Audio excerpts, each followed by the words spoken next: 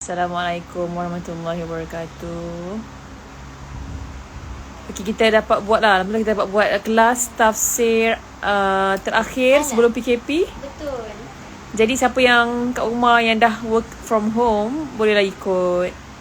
Hari ni kita nak buat surah Al-Falaq.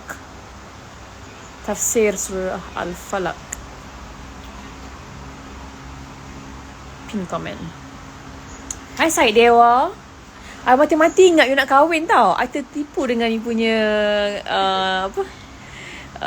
story.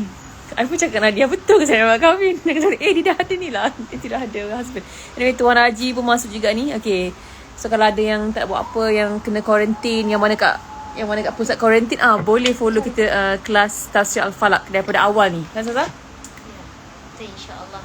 Tapi tak tahulah sempat habis ke tak. Tak bincang. Okay, insyaAllah. Hari tu kita buat Al-Fatihah, tak sempat buat live. Kita kalau dalam IGTV Instagram Lofa ni ada surah An-Nas part 1 dan surah An-Nas part 2. Memang tak ada dekat feed. Kena tengok dekat IGTV punya slide tu. Sebab kita tak preview kan. So yang hari ni kita buat Al-Falaq daripada awal, insyaAllah. Bismillahirrahmanirrahim. Okay. Bismillahirrahmanirrahim. Alhamdulillah wassalatu wassalamu ala sayyidil mursalin wa ala alihi wa ashabihi ajma'in. Kita baca doa dulu sebelum Al-Fatihah.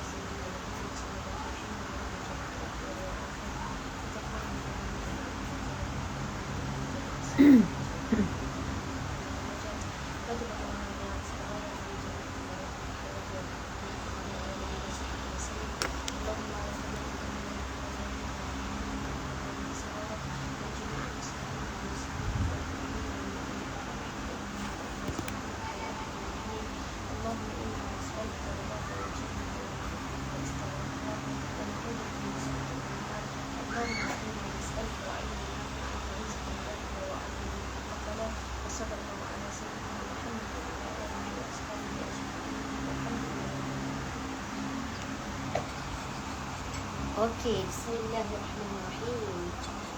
Hari ni masuk surah yang kedua. Surah yang ketiga sebenarnya. Ketiga. Surah yang kedua daripada sudut kita sebut Al-Mu'awwidhataini ataupun Al-Mu'awwidhatani. Okey. Sebenarnya, dia ada dua kategori. Al-Mu'awwidhat. Satu. Ada lagi satu Al-Mu'awwidhatani. Okey. Yang ni kita nak buat pengenalan dulu sebab nak masuk surah Al-Falaq. Al-Mu'awwidhat. Tanya Ustaz, suara Ustazah dengar tak? Suara Ustazah clear tak? Alamak. Dia gear satu baru. Oh ya ke?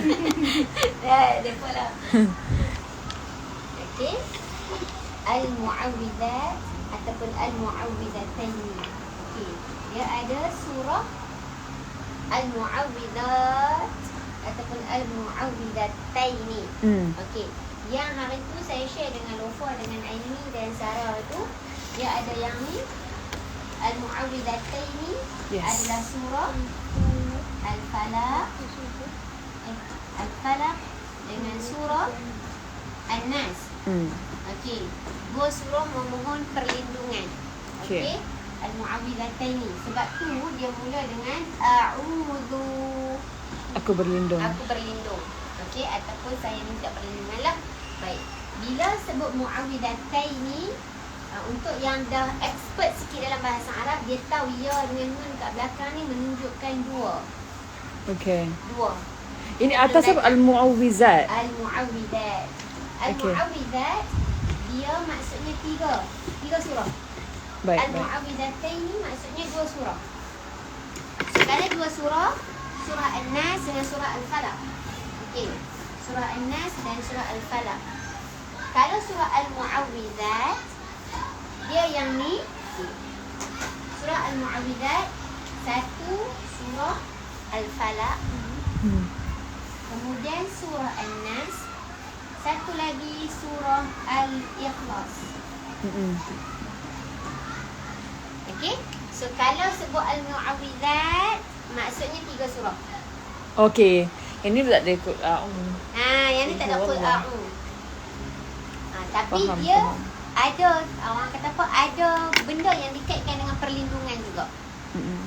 Apa kan, kalau Lofa ingat, Aini ingat, saya selalu sebut munasabah, keterikatan Okey. antara satu ayat dengan satu ayat, Ya. antara satu surah dengan satu surah, betul tak? Ya. Surah ini, kalaulah Aini dengan Lofa ingat, dia berkait rapat dengan External. ataupun kita sebut eksternal, cabaran ataupun kejahatan daripada luaran. Yep. Betul?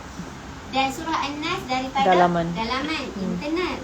Yang mana hari ini kita akan jumpa dalam Al-Falaq, apakah bentuk-bentuk kejahatan atau keburukan luaran.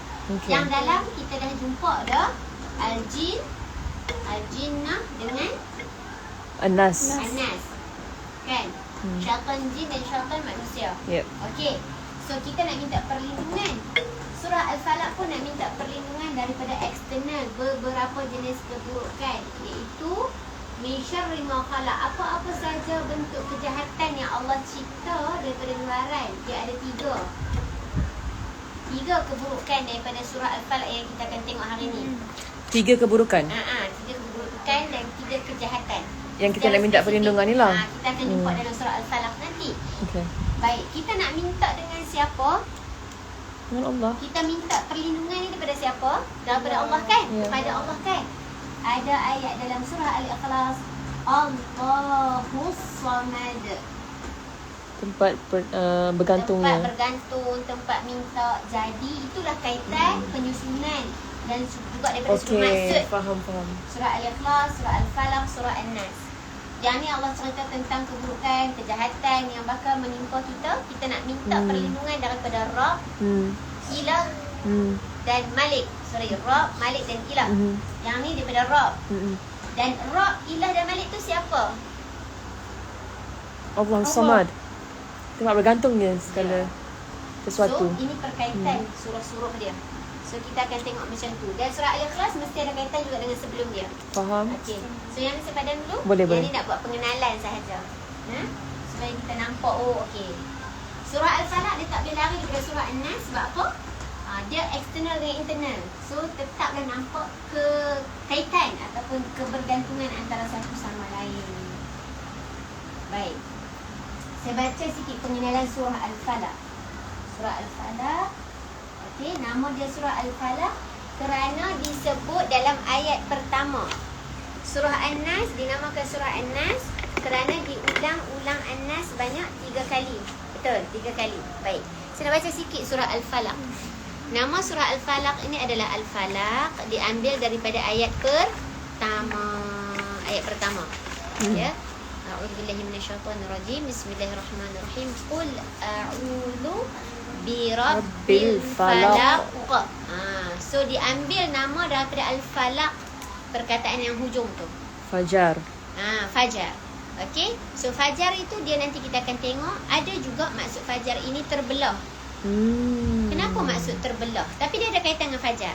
Sebab dia penukaran siang gelap dan cerah tu. Fiq.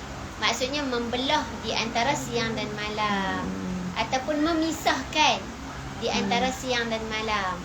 Jadi kaitan dia nanti kita akan tengok apa kaitan dengan Tuhan. Kita bila kita sebut aku berlindung daripada ataupun kepada Tuhan yang memecahkan, yang membelahkan, ataupun Tuhan fajar atau Tuhan subuh. So apa yang kita nak faham daripada ayat ini? Kenapa Allah cerita Tuhan yang menciptakan subuh ataupun Tuhan yang membelah? Kita akan tengok sekali lagi.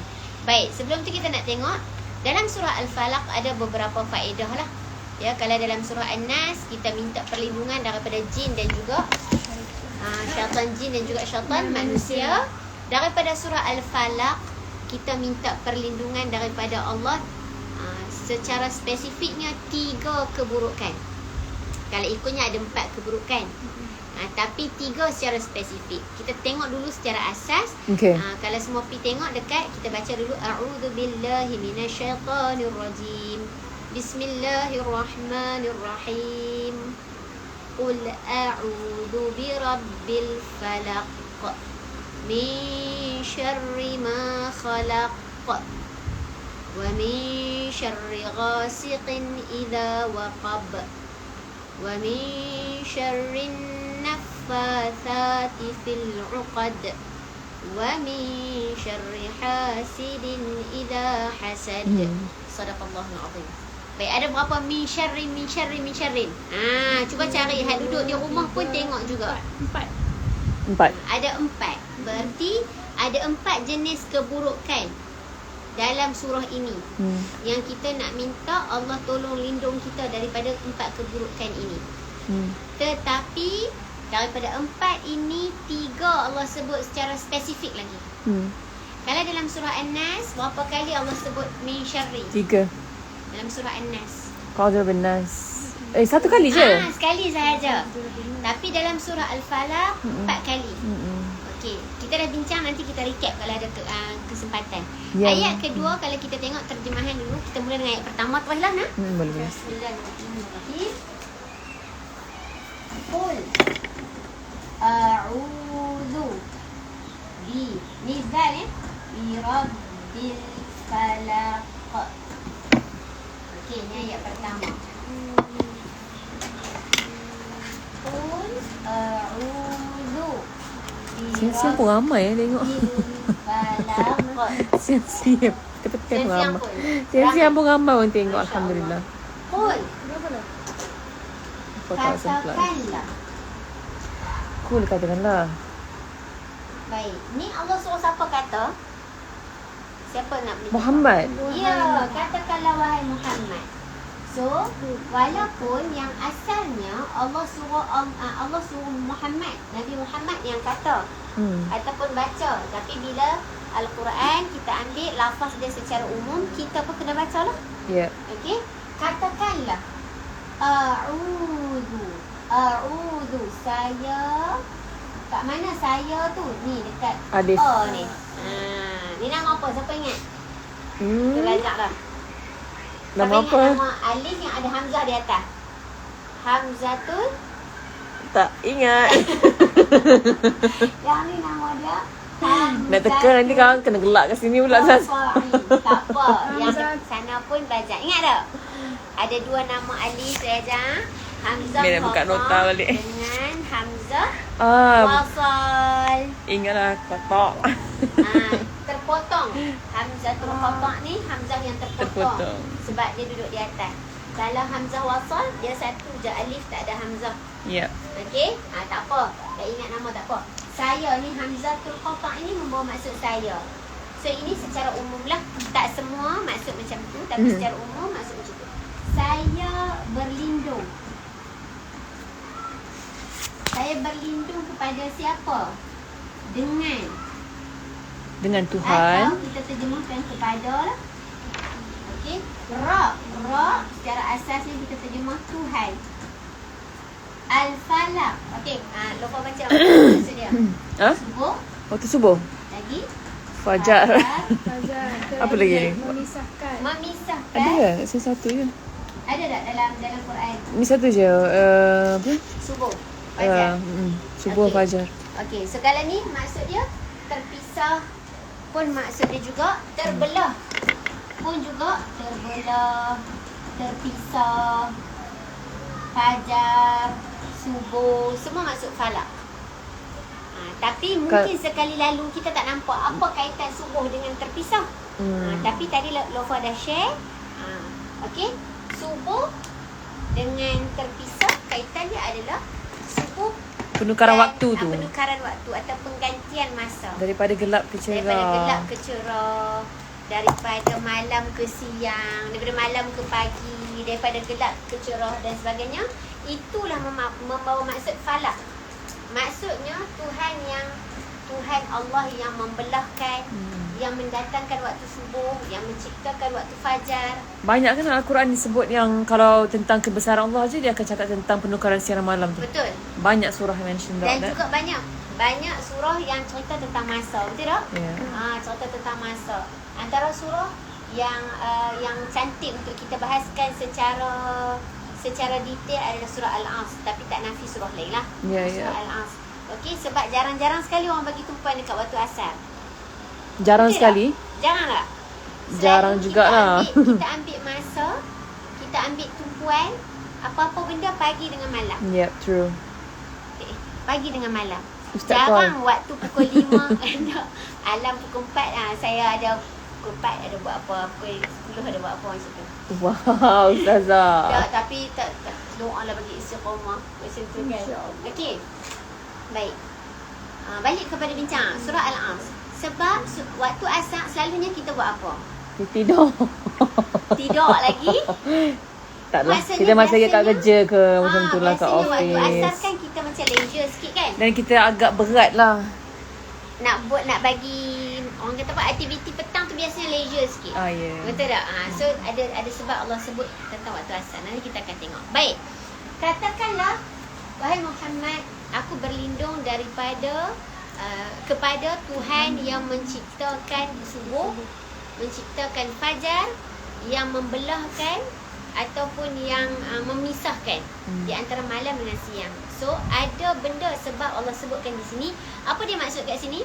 Allah nak perintahkan kepada kita supaya berlindung kepada Allah yang membuatkan atau menciptakan cuaca subuh ataupun iklim subuh, ataupun yang memisahkan antara malam dengan siang. Baik, kita nak tengok kenapa dengan waktu subuh ni. Tapi kita nak tengok dulu ayat kedua, sebab ayat kedua dan berikutnya dia nampak apa kaitan dia dengan subuh nanti. So yang membelahkan antara siang dengan malam adalah Allah. Betul tak? Betul. Sebenarnya secara detail ayat kedua dan ke belakang dia ada cerita tentang malam, dia tak cerita tentang pagi. Ayat kedua, ayat ketiga dia cerita tentang malam. Ya, kegelapan. Tapi kalau kita nak minta ni, saya berlindung kepada Allah waktu pagi. Kenapa? Yang mencipta waktu pagi. Tapi keburukan Allah ceritakan pada lah. waktu malam. Apa kaitan dia? Kenapa kan? Okey. So yang ni kita hold dulu. Tapi yang ni dah faham. Okey, faham. Kita satu-satu. Kita masuk ayat kedua. Alright. Bismillah. Kalau ada rezeki kita hafizkan. InsyaAllah. InsyaAllah. A'udzu birabbil falaq. Clear tak suara? Bunyi bising kipas tak? Syarri ma khalaq. Saya sambut terus.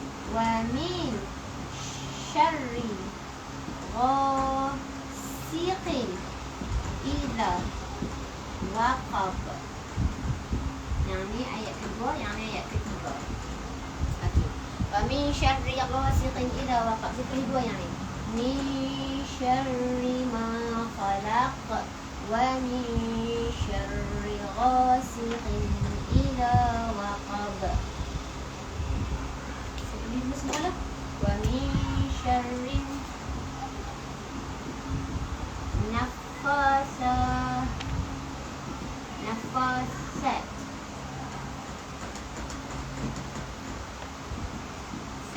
fil uqad.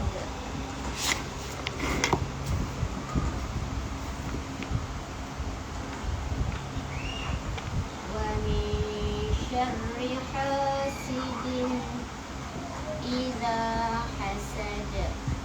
Okey, 2, 3, 4, 5. Hari nampak dulu. Baik. Bariskan. Wa min syarri nafasati fil uqad. Wa min syarri Okey ke? hasidin idza hasad. Ada kata bunyi Semua kipas. clear? Okey. Baik, dia tengok. Tadi kan Fi wa min syarri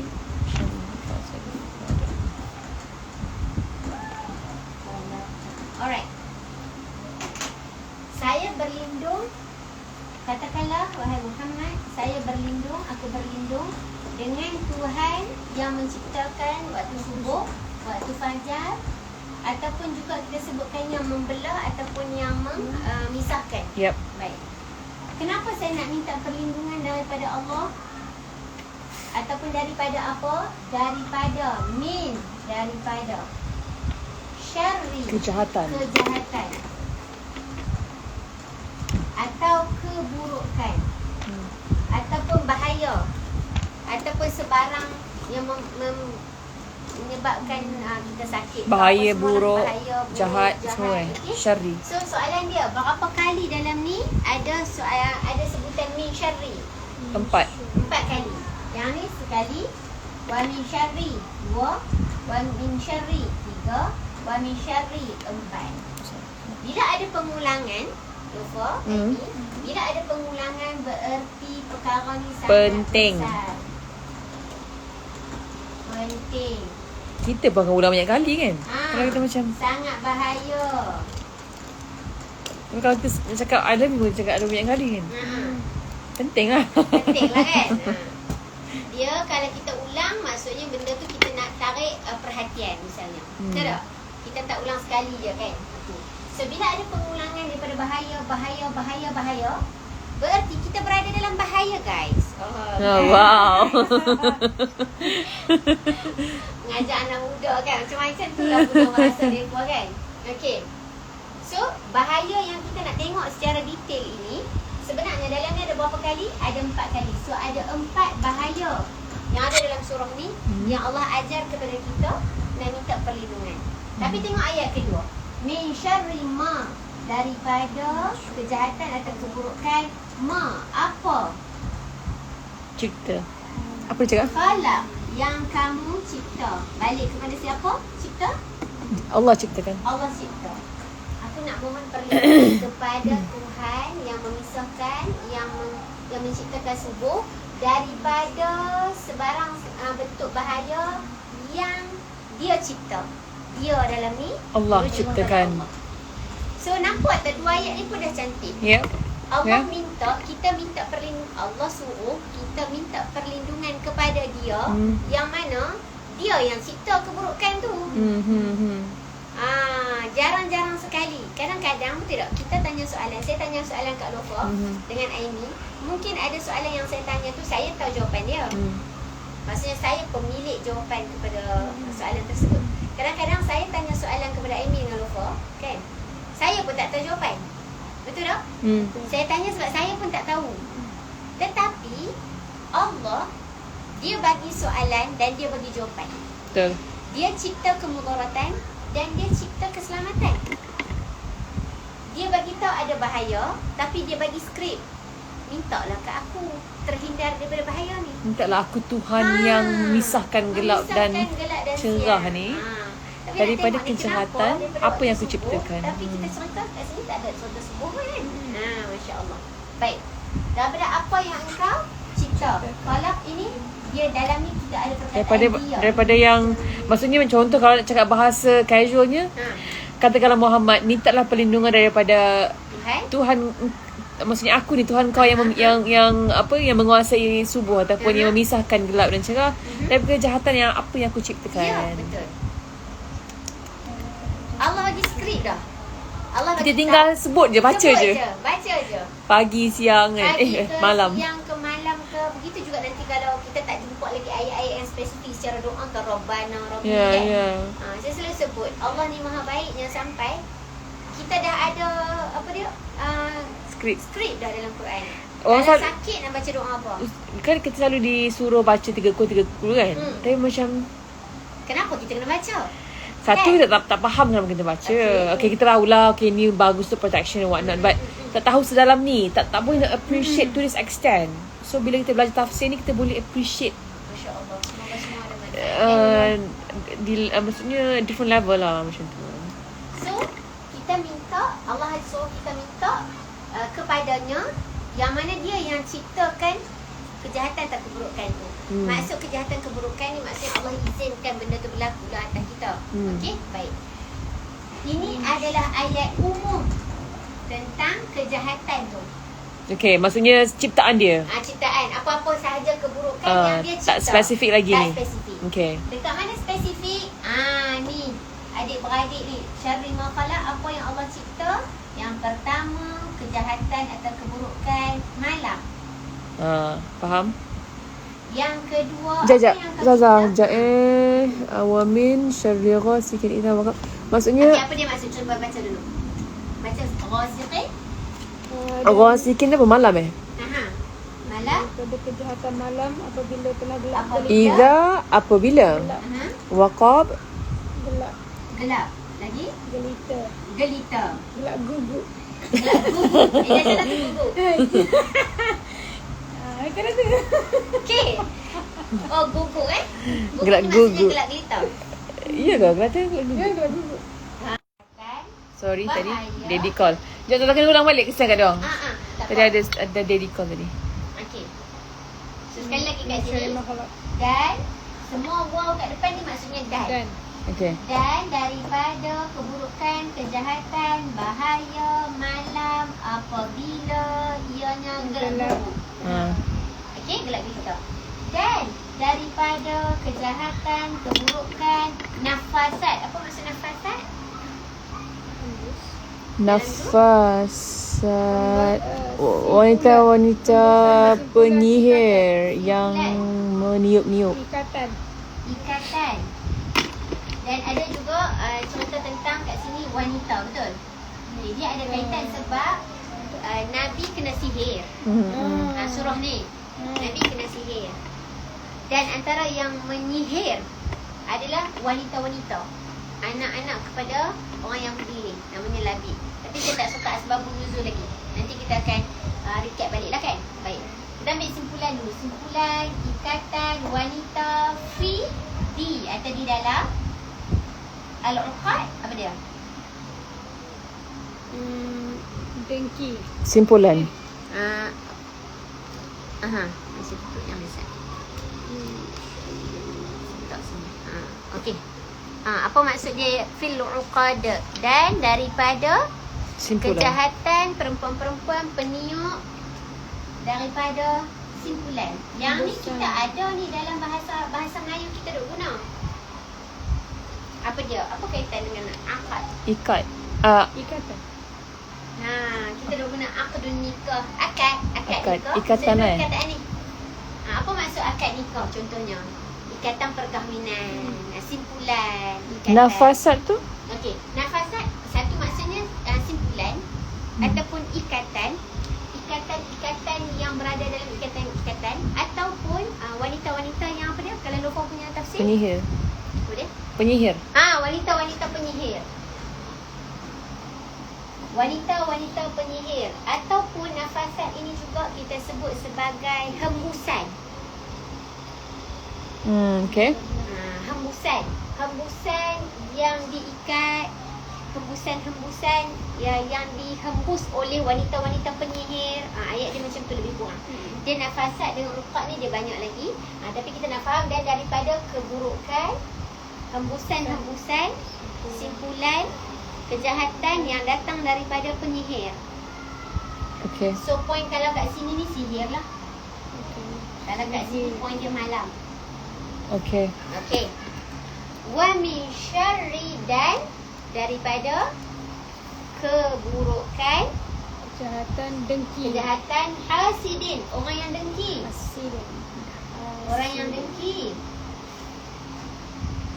Idza apa maksud idza? Apabila. Apabila dia dengki. So ataupun kita sebut hasad lah kan. Dalam bahasa Melayu kita ada perkataan hasad kan. So sama dengan hasad. So dekat sini adalah kata kunci dia hasad atau dengki.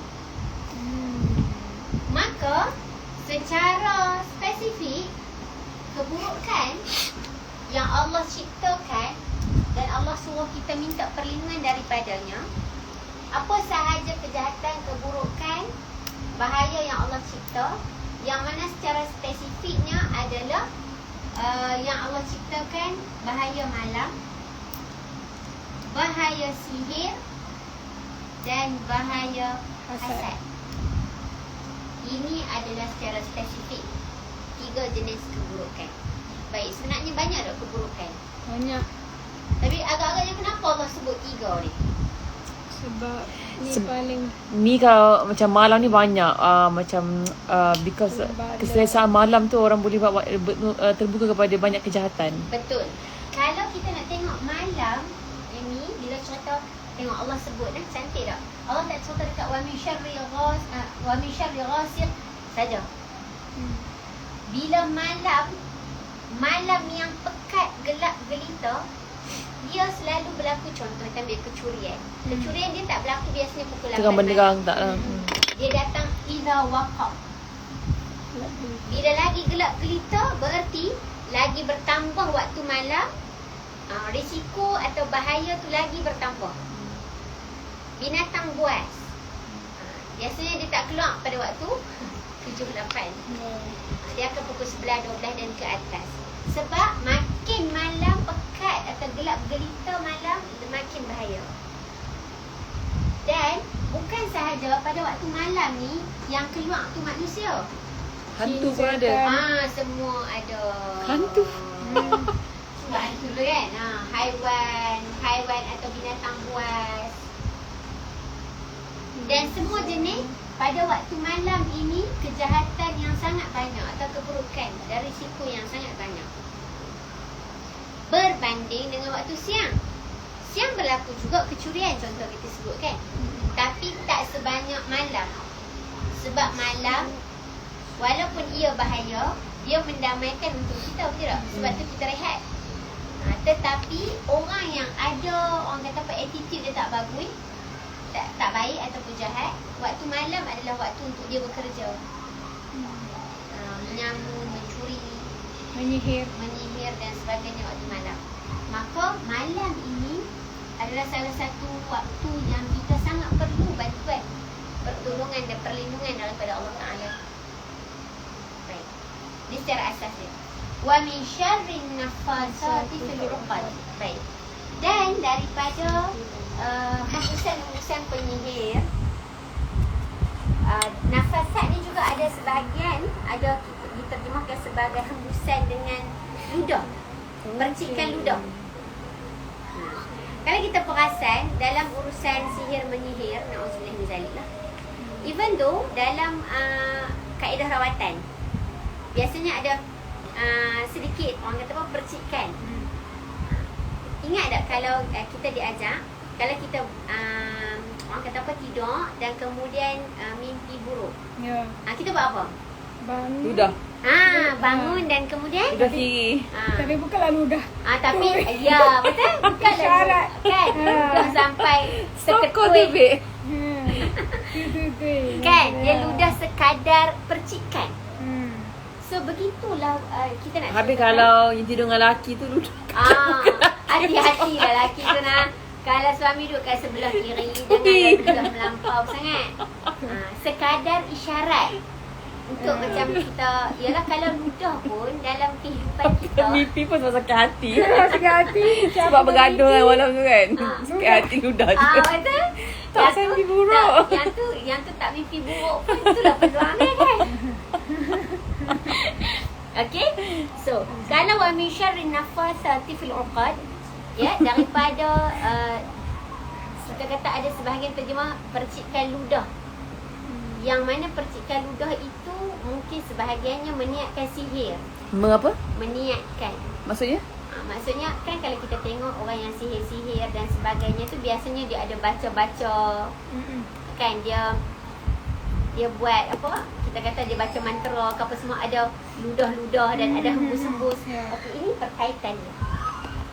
Sebab di dalam sihir, di dalam benda-benda yang jahat orang nak hantar kat kita ni, biasanya ada mantra, ada bacaan dan ada sebahagiannya yang melibatkan hembusan, yang melibatkan percikan, yang melibatkan ludah. Tak kisahlah dia ludah banyak mana kan. Tapi begitu juga kita boleh reflect kalau kita mimpi buruk kan, kita bangun dan kita ludah di sebelah kiri. Hati-hati kalau suami kita tidur sebelah kiri, mak kita kan, daripada tak bergaduh dia jadi bergaduh kan. Okey, ludah pun sekadar maksudnya kita nak buang. Betul tak? Maksudnya kita nak sekadar je sahaja. Jadi dalam ayat keempat ni, dan daripada keburukan, kedahsyatan, kejahatan, bahaya, percikan-percikan, hembusan air ludah dan Nafas-nafas. ataupun nafas-nafas yang akan menyimpulkan, akan membuatkan kita terikat. Ini antara, sebab itu dinamakan surah Al-Mu'awwidhataini, yang mana disebutkan dalam sebahagian, kita contoh kata asbab nuzul lah, sebab diturunkan, Nabi disihir. Dan bila Allah suruh Nabi baca surah Al-Falaq dan surah An-Nas, ibaratnya tali yang mengikat Nabi tu, ataupun ikatan yang mengikat Nabi tu terputus satu persatu. Orang kata apa? Terurai satu persatu. Sebab itulah surah ini surah yang sangat baik, sangat-sangat digalakkan oleh baginda Nabi SAW dalam usaha kita nak minta perlindungan daripada ikatan-ikatan sihir. Na'udzubillah min zalik. Sihir ni orang kata apa? Ada sebahagian mungkin tak percaya sihir. Macam ni diorang percaya, tapi bila diri sendiri kena, dia rasa macam ya ke kena. Macam, tapi saya pernah jumpa ada orang yang kata saya tak percaya sihir. oh ya? Saya pernah jumpa. Saya pun taklah berlawan kata apa-apa kan. Cuma kalau kita beriman lah, sebab Allah sebut dah dalam surah Al-Falaq. Dan kalau para ulama tafsir memang terjemahkan ataupun memang menafsirkan ayat keempat ni dengan sihir. Okey, ini antara kejahatan atau keburukan yang sangat membahayakan kehidupan seorang manusia, yang mana sihir ni kadang-kadang dia sendiri tak dapat nak mengawal sebab dia tak tahu, betul tak? Betul. Begitu juga bahaya malam. Mungkin dia berhati-hati dah kunci rumah, dah lock dan sebagainya, na'udzubillah min zalik, tapi bahaya tu sampai juga atas izin Allah, sama lah juga dengan sihir datang daripada luar. Baik. Dan yang nak cepat juga kita ni tapi tak apa, nanti kita akan reflect dengan surah An-Nas. Wa min syarri hasidin idza hasad. Okey, saya jawab dulu satu. Kenapa ada penterjemahan, mungkin ada kawan-kawan lupa semua kan? Kat sini dia terjemah sebagai wanita-wanita penyihir, ataupun kejahatan perempuan-perempuan penyihir yang meniup pada talinya, yang meniup atau menghembuskan. Ini kerana, okey, saya baca sikit sebab turun kepada dua surah ni. Okey, tadi saya tak baca daripada awal kan? Kita tengok sikit. Sebab turun kepada kisah surah ini, surah Al-Falaq dengan surah An-Nas, kisah Lubaid bin Asam, seorang Yahudi yang menyihir Rasulullah SAW. Lubaid. Dia menyihir Rasulullah SAW. Ada dalam hadis Sahih Bukhari dan juga Muslim. Dia menyihir baginda Nabi, yang menggunakan rambut lah. Maksudnya daripada rambut Nabi SAW. Dan kemudian maksudnya Nabi disihir. Lantas kedua surah Al-Mu'awwidhataini, dua surah An-Nas dan surah Al-Falaq, diturunkan kepada beliau, kepada baginda Nabi. Setiap satu ayat yang dibacakan terlepas satu ikatan. Dan Rasulullah merasa lebih ringan hingga ikatan ataupun simpulan yang terakhir. So maksudnya setiap kali kita baca akan terurai seperti mana baginda Nabi sendiri dalam pengalaman hidup dia lah. Dan seakan-akan beliau dibelenggu dengan tali. Sebab itulah ada uqad di sini, simpulan ataupun ikatan tali. Orang yang kena sihir, na'udzubillah min zalik, kita tak pernah lagi dia, semoga Allah lindungi kita semua insya-Allah. Kan dia rasa macam terkawal kehidupan dia. Okey, sebab ada benda yang mengawal atau ada benda yang mengikatnya. Maka sebab itu wa min syarrin nafasati fil 'uqad. Kebanyakan para ulama tafsir dia kaitkan dengan sihir. Kerana sihir tu macam mengikat dia. Maka kita nak minta perlindungan kepada Allah daripada kejahatan dan keburukan sihir yang mengikat kita. Dan bila kita baca, insya-Allah satu simpulan dan satu ikatan akan terlerai. Wa min syarri hasidin idza hasad. Yang paling kata apa? Hasad. Kita kata paling saya tak katalah yang ni paling bahaya sebab Allah dah sihir pun bahaya, malam pun bahaya. Yang ni pun bahaya. Tapi kalau kita nak tengok kan daripada sudut kepelbagaian bahaya kita ni. Sebab tu kita memang kena minta perlindungan kepada Allah. Daripada sudut masa ada, daripada sudut manusia ada, daripada sudut yang kita tak tahu daripada mana. Kan? Maksudnya siapa-siapa saja boleh terkena. Sihir ni angin boleh, makan angin boleh, makan boleh. Tak tahu cara macam-macam kan. Misalnya kalau yang ni memang yang hasad adalah manusia secara spesifik. Yang ni kalau kita contoh sihir boleh melalui pelbagai cara dan malam adalah berkaitan dengan waktu. Baik, kalau nak tengok perkataan hasad adalah fi'il madhi. Fi'il madhi maksudnya past tense. Okey, dalam bahasa Arab biasanya kita mula dengan past tense. Okey, dia macam kita katakan timbangan dia, wazan dia, ataupun lupa guna perkataan mizan dia. Kan? Kau belajar kan? Maksudnya nanti kita hafal lagi huwa. Hafal. Sudah nasib PKP esok kan? Boleh. InsyaAllah. Dia bukanlah tak wajib menghafal, tapi untuk lepas ni kita lebih senang untuk tahu, dia kena hafal. Okey. Kalau dalam hasad ini, perkataan asal dia adalah dengki ataupun hasad, dia di bawah kata kunci atau di bawah wazan Huwa. huwa. Huwa adalah Dia, ghaib kan? ghaib. Dia, merujuk kepada dia. So, orang ini adalah verb. Ini adalah verb, perbuatan. Maksudnya, boleh sahaja kalau kita ayat sempang kita, boleh je kalau Allah cerita dan daripada Orang yang dengki. Perbuatan hasad. Boleh je kalau Allah tak sebut orang yang dengki dah. Kita dah faham kalau orang yang maksudnya perbuatan hasad, dia mesti datang dengan orang yang hasad, betul tak? Sekali lagi, perbuatan hasad Mesti datang orang dia mesti hasad. datang dengan orang hasad. Kenapa dia kena cakap orang yang Kenapa nak dengki? kena cakap lagi orang yang dengki? Apabila dia dengki? Why Ustazah? Why? Why? Maksudnya kalau Allah tak mention dan daripada kejahatan orang yang hasad apabila dia hasad. Boleh je dan daripada kejahatan orang Orang yang hasad. dengki. Ataupun dan daripada kejahatan Apabila orang tu dengki. perbuatan hasad. Tapi Allah buat penegasan. Dan apabila orang yang dan daripada keburukan orang yang hasad apabila dia hasad. Agak-agaknya kenapa? Nak fikir je. Jom fikir je. Maksudnya Dengki. Hati. Dengki melibatkan hati. Dengki melibatkan hati lagi. sebab apa? Macam mungkin hasad kat sini. Hasad, orang yang dengki tu masih lagi ada possibility untuk tidak dengki. Okey. Tapi bila dah idza hasad memang dah sah dengki. Barakallahu fiik. Amin nak cuba?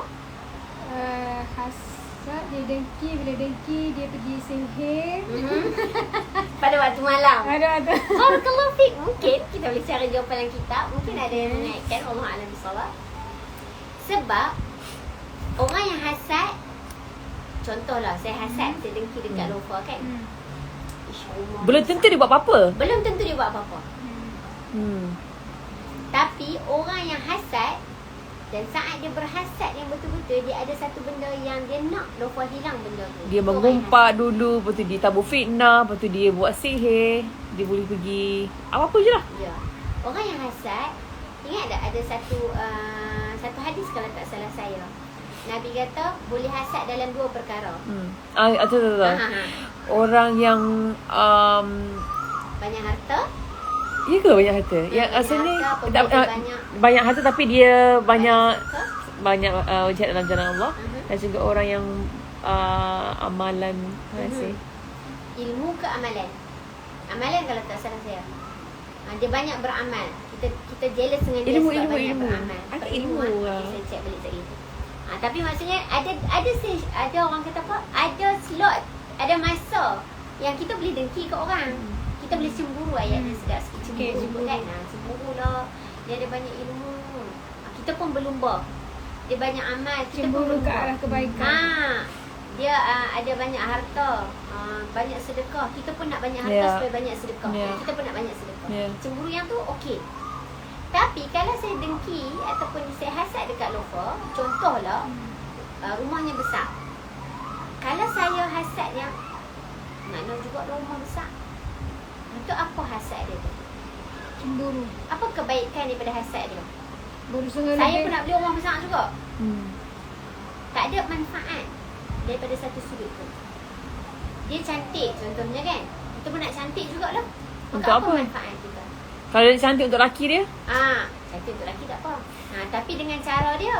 Sebab kecantikan pun ada dia punya fiqah dia kan. Okey. Tu mungkin satu benda kita boleh reflect. Lain kalau orang yang hasad. Orang yang hasad ni sebenarnya maksud dia, kalau ada sebahagian yang saya bacakan, orang yang hasad ini dia dengki dengan seseorang atau dia hasad dengan seseorang dalam keadaan dia berharap nikmat orang tu hilang.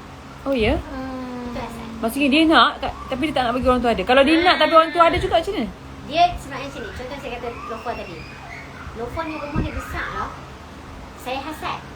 Saya hasad dalam keadaan saya berharap berlaku sesuatu ke dalam hidup Lofa. Oh ya? Sebab saya tak mau. Saya dengki, saya jealous. Nauzubillah min zalik. Tapi kalau kata rumah dia besar nak macam rumah macam tu jugalah. Tapi tanpa Tanpa hasad tak ada masalah. tanpa ada rasa macam biar dia lah hidup dia. Itu tak ada masalah. Sebab apa? Sebab dia dengki yang tidak mengganggu. Kebiasaan hasad adalah harapan supaya nikmat orang tu hilang. Jahatnya. Ini hasad. Ini hasad yang paling besar. Sebab itulah Allah bagi tahu bahaya. Sebab apabila seseorang tu dia berhasad dalam keadaan dia berharap nikmat orang tu hilang. Saya hasad dekat Aini tentang satu perkara. Kan, saya tak bolehlah tengok Aini ada satu benda ni. Muka-muka tak ada lah. Baju dia ni. Baju dia yang cantik kan.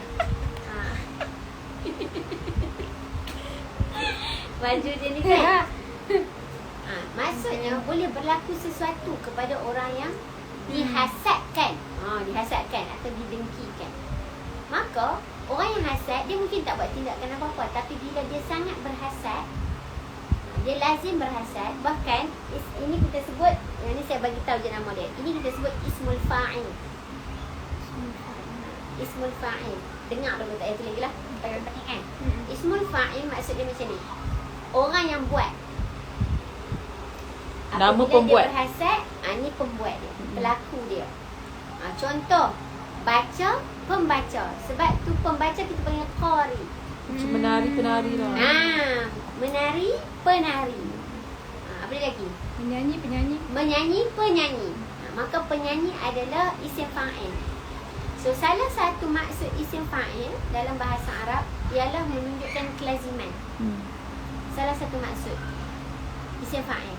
Berarti mungkin ada mata yang memang lazim dia akan dengki.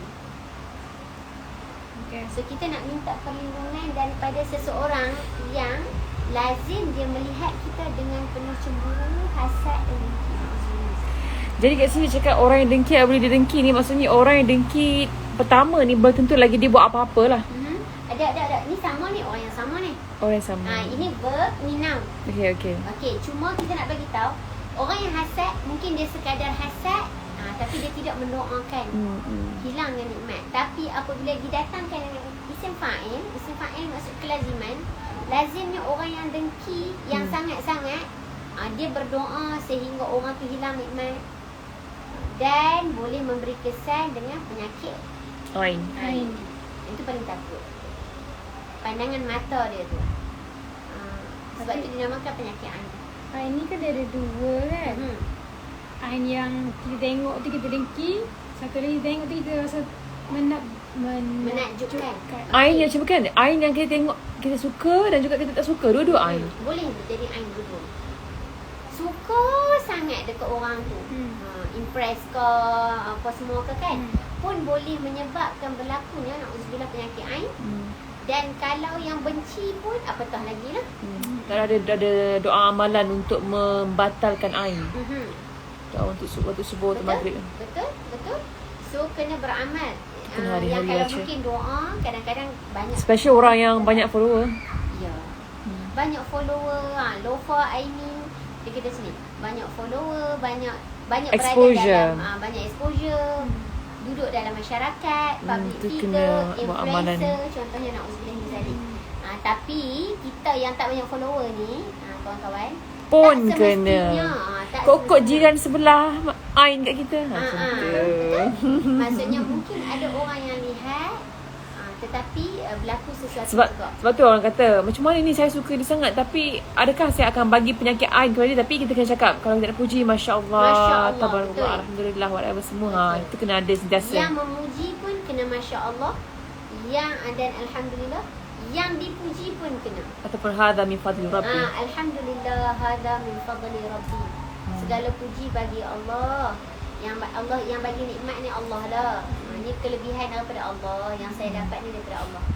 Yang tu penting supaya janganlah kalau kita puji kan, kita puji orang, wah cantiknya, Masya Allah. Masya Allah tak apa lagi lah kan. Wah cantiknya, bulu mata lentik dia kan. Sebab tu antara bacaan doa dia lain, saya boleh share. A'udzu bikalimatillahi tammah min kulli syaitanin wa hammah wa min kulli ainin lamah. Yang tu kena hafal juga. Kena hafal juga. Saya berlindung daripada syaitan. A'udzu bikalimatillahi tammah, daripada semualah benda yang boleh memberi apa? Orang kata apa? Mudarat. A'udzu bikalimatillahi tammah. Saya berlindung dengan kalimat yang sempurna daripada syaitan yang direjam, daripada mata yang hasad yang melihat saya, sama ada dia sangat suka atau dia sangat benci pada saya. Jadi kita mesti nak puji orang dengan Masya Allah, Alhamdulillah. Dan orang yang dipuji especially, orang yang dipuji cepat-cepat tepih kalau orang puji. Tak kisahlah, kadang-kadang kita faham macam ni, oh rupa je kot. Tak. Kesan penyakit ain boleh terkena kereta, rumah, barang-barang boleh terkena. Dia jadi macam mana tu? Contoh, kereta terbakar. Na'udzubillah. Presiden ke, bakal ke kencalang ke, Kalau- apa-apalah yang keburukan ya. Kalau orang sakit, Tu yang paling. na'udzubillah min zalik. So Tapi macam kalau Ustaz Dusuki dia sebut macam ni, kalau orang kena penyakit ain ni, dia punya kesan dia ke atas orang tu, dia akan jadi moody. Dia nak duduk dalam bilik ataupun suka dalam keadaan gelap kan. Macam tak nak duduk, tak nak socialize. Dia cepat dia macam apa tu, yo-yo lah dia orang punya mood ni. apa yo-yo? Macam Oh, cepat. yo-yo. Okey. Tu Swing antara lah kan? mood swing tu antara yang Ustaz Dusuki sempat share lah minggu lepas saya jumpa dia. Masya Allah. Itu antara benda dia. So maksudnya penyakit ain ni bahaya dia sebab boleh memberi kemudaratan pada semua perkara melibatkan kita. Tapi dalam hadis juga sebut penyakit ain ni dia kata hak benar sampai boleh apa?